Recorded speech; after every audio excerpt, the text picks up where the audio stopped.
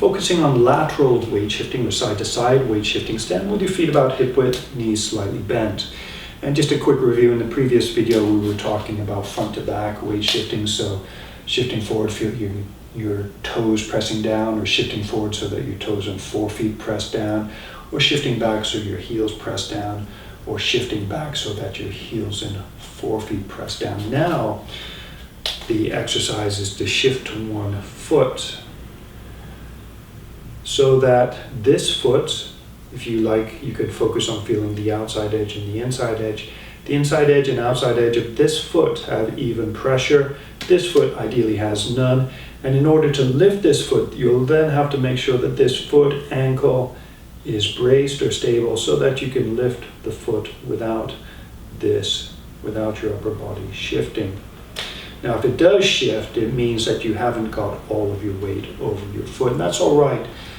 Part of this is practice. You sort of practice, try and lift the foot. Oh, I shifted, that meant my weight wasn't totally over this foot, or this foot wasn't stable enough. So you shift a little bit further. Then you might find you tip the other way. Went too far. That's all right. So each of these is a learning experience. But what you're working towards doing is shifting weight to one foot, activating that foot so that you can lift the foot without your pelvis or your rib cage shifting. And that's one reason why you need the knees bent in this pose. When you lift the foot, the idea is when you put the foot down, if the knee is straight, it's a bit harder to put the foot down without shifting the body. You might have to move your pelvis. So the idea is you can keep your pelvis still, your pelvis and rib cage still when lifting and lowering the foot. That's why the standing leg knee is bent. And also when lifting the foot, rather than just going like that, trying to lift the foot by lifting the hip, bend your knee. So if you like, you could imagine pulling up on your knee so that the foot lifts. But anyway, so first exercise, stand with your weight even between forefeet and heel. Stand with your weight even between your feet. And for this one, I'll mirror you. So this will be the left, this will be the right. Shift to your right foot. And as you do so, notice the increased tension, notice the increased pressure in your right foot. Also notice the increased tension in your thigh, knee, perhaps even your hip. Then shift back to center. Notice the leg relax. It won't be totally relaxed, but it will be more relaxed than it is when the weight was on it. So shift, notice the change in sensation, notice the increase in pressure in your foot, back to center. Try and find a position where weight is even. Shift, notice the pressure increase, back to center. Now repeat to the other side, to the left side. Shift, notice the increase in pressure, and being very specific, notice the increase in pressure. You could also focus on the decrease in pressure in this leg, but for now, just focus on feeling the increase in pressure and the increase in tension in this leg. Relax, back to center, relax, shift, and relax. Now, one problem, so practice a few more times if you like, if you need to. One problem I see, it's not necessarily a problem, but one lack of body awareness I see is often people will do something like this, and there's absolutely nothing wrong with that unless you want to keep your body. But what I would suggest is learn how to feel when your body is vertical so you can shift your body as one unit. One way to do that is to tip to the side. So I'm not bending, you could bend to the side. Notice a change in sensation in your waist. Then shift to the side so that there is no change in sensation to your waist, at your waist. Another trick you could do is tilt your pelvis so your body tilts. So notice the tilt of your pelvis. So I'm dropping you could try dropping the left hip so you tip to the left. And again, I'm mirroring you. And what you can notice is the change in sensation in your waist. So as you tip to the left, in order to prevent a collapse, this side of the waist should have some tension on it, so it's not relaxed. So when I come up, it's relaxed. When I tilt to the side, it's tense. So if you slowly tilt your body to the side, notice the change in sensation in this side. Notice how it's different from this side. And then the idea is move your hips. So you could use a wall. Imagine doing a hip bump against the wall. So move your hips to the side in such a way that there is no change or minimal change in sensation in the sides of the waist. So this side doesn't become tense, this side doesn't become tense. So you may need to practice that. Try that a few times on both legs. And then go back to the weight shifting. Work at keeping your torso vertical. Shift to one leg.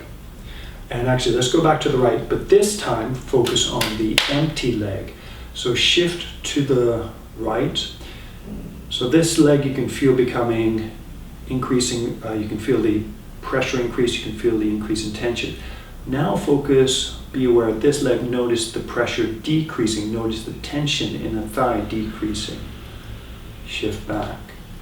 Shift to the right, keep your body vertical. Notice the decrease in tension and pressure in this leg. Relax. So pressure where your foot contacts the floor. Tension, muscular tension when this leg becomes relaxed or active or relaxed. So shift. Notice this leg relaxing, pressure and tension, and then come back to center. Weight even between both feet. Shift to the left.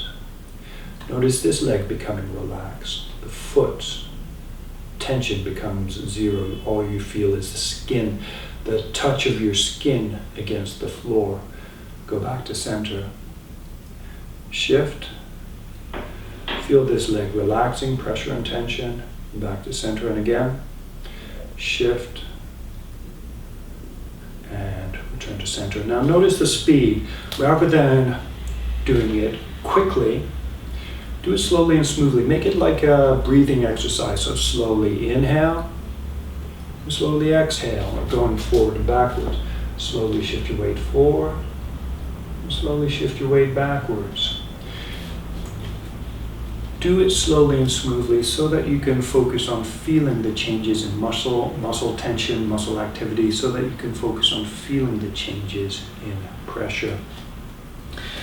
Now going back to the right, shift to the right. Notice this leg activating, this leg relaxing. See if you can find a position where this leg relaxes totally. And what you might want to do, you could experiment with going a little bit too far so it feels like this leg is almost going to pull off of the floor, and then go just a touch back towards this leg. And what you can take a little bit of practice, you may feel the outside edge of this foot and the inside edge of the foot both pressing down with even pressure. To get that sensation, you may have to make the foot active. Then try and lift, pull up on the knees so that the foot lifts. What you may find is you get a bit of collapse or a bit of extra action in this foot, on the inside edge of this foot as you lift this leg. That's fine. So have your weight over your leg, feel it active, feel this leg relax, lift the knee. Then put the foot back down lightly so you get skin contact, no pressure. So not like this. So you're not doing this. Keep your weight over your foot, then shift to center. So shift to the right, feel your weight over your right foot, feel the left foot relaxed. Lift the foot without allowing your body to shift. And you don't have to lift the foot very high, you just have to lift the skin of the foot clear off of the floor. Put the foot down, skin touches the floor, back to center, and then repeat that to the right. Now if you find this leg gets too tired doing it on one side 3 times, just switch each time. Shift to the left foot.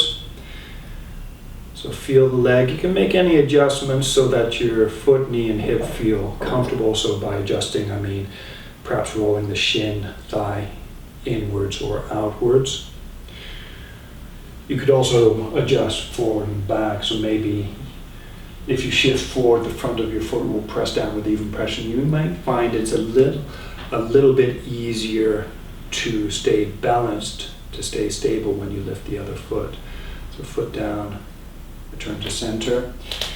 So shift to the foot, shift to your target foot.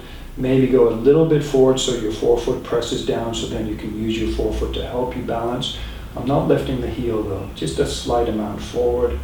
Lift the foot by pulling up on the knee, down, and relax. If you're doing a pose like half moon, perhaps touching the hand to the floor, I won't go into half moon here, but what you could do is, nice exercise, maybe a fun exercise, is you could shift weight to one foot, turn the unweighted foot out, then shift weight to that foot, lift.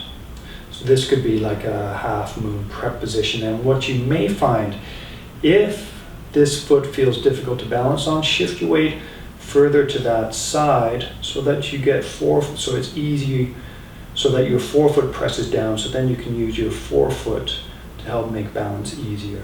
Put the foot down. So this time, I'm bending this knee to get the foot down. Shift. Turn the foot parallel. Shift. Turn the foot out. Shift. And then lift. Touch the foot down. Shift. So all the weight's on this leg. And turn this leg. Shift. All the weight's on this leg. I can lift this leg and turn it. Shift. All the weight's on this leg. Now I can lift this leg. And if I want, I can shift further that way so that the forefoot presses down. And just as a note, if you were going to do half moon, one trick that you could do, you could practice weight shifting here. So right now the weight's over my foot. I can shift towards my hand so my hand presses down. Because I've got my hand on the floor, I could relax this foot. Shift away from the hand, press the forefoot down, lift the hand. Hand on the floor. Shift towards the hand so the hand presses down.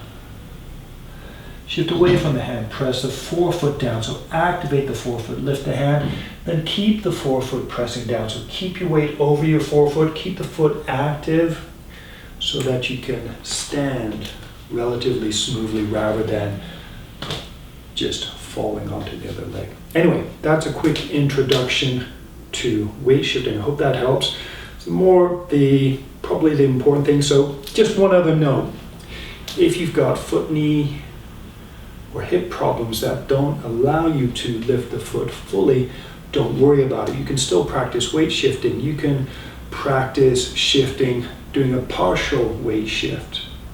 So you notice there's a slight increase in pressure in this leg, a decrease in pressure in this leg. Then focus on seeing if you can find center. Then going the other way, just do a partial weight shift. Notice this leg is relatively more active, the foot presses down. This leg is relatively relaxed, but not completely relaxed. Shift. So if you have problems where you can't shift fully to one leg, or one leg has a problem, just do a partial weight shift. Notice the more important thing that you can practice is noticing changes in pressure, also noticing changes in muscular tension, and perhaps the main place is in your thighs. And that is I would say the most important aspect of weight shifting, or this weight shifting exercise, is practice noticing changes in pressure. Practice noticing and feeling changes in tension. And if you can shift fully to one leg, or in the instance of half moon, if you can shift fully to one, if you start off with 2 points of contact and you shift fully so that your weight is only over one, noticing the difference between lightly touching, so skin contact, versus pressurized contact. I would say that is probably one of the most important things you can learn to feel. So, and it's relevant in a wide variety of activities. So if you're, say, doing something as mundane as laying cutlery, you can feel when the cutlery is touching the table. If you're dancing, you can feel whether you're pressing against your partner or if you're just lightly touching the partner. If you're doing inversions, you can feel when you're practicing against the wall, you can feel when you're pressing the wall versus lightly touching the wall. And if you're doing Tai Chi, for instance, not that I'm an expert, but you can feel if you're lightly touching, so skin contact versus actually pressing down. You can notice, skin contact, pressing, I can feel muscular tension.